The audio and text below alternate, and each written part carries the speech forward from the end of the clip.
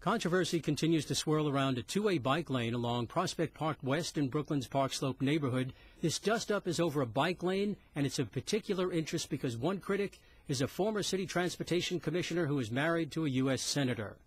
Jake Mooney reports the story for City Limits, and he joins me now. Hi, Jake.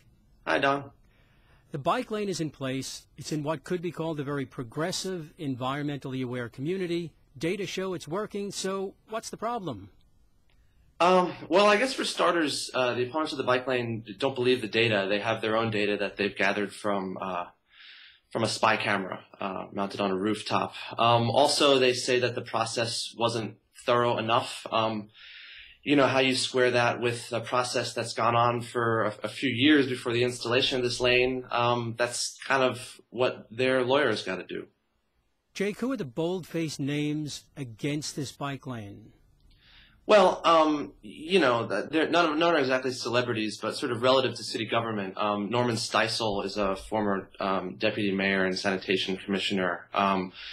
A lady named Louise Hainline, who's a dean at Brooklyn College. But, you know, probably the best known would be Iris Weinschall, who is a former transportation commissioner and also the wife of Senator Charles Schumer.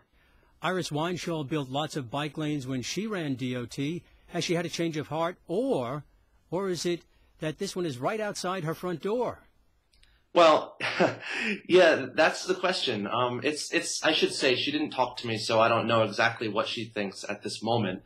But she did write a letter to the New York Times along with Steisel and Hainline in opposition to the lane. And, you know, there was the argument about the numbers being wrong. There was the argument about not studying it enough. I think the funny thing is that she's never been regarded, even by people who like her and who supported her as commissioner, as much of a policy wonk in terms of transportation. So, you know, why she chose to get involved with this particular issue, and it is a lane that does run past her building, it's a matter of some speculation. Some Park Slope residents are suing the city. They're demanding that the bike lane be removed.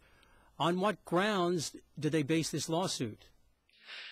Well, the main allegation is that they didn't, the DOT didn't study the traffic and environmental impacts of the lane sufficiently before installing it. There is also an allegation that the DOT colluded with radical bike lane activists.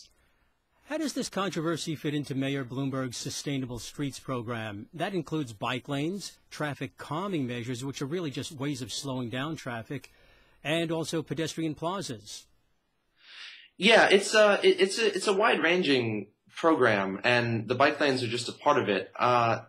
You know, the DOT is having to do a lot of work defending these programs and defending the plaza program too, which again, the irony is that in many parts of the city, these are really popular, and there are many communities that really want more plazas and that want bike lanes. I mean, some don't want them at all, but, you know, this is the sort of thing that is kind of slowing the implementation of it, and people who support these programs say that this is a thing that could distract the DOT from actually getting things done that people want done.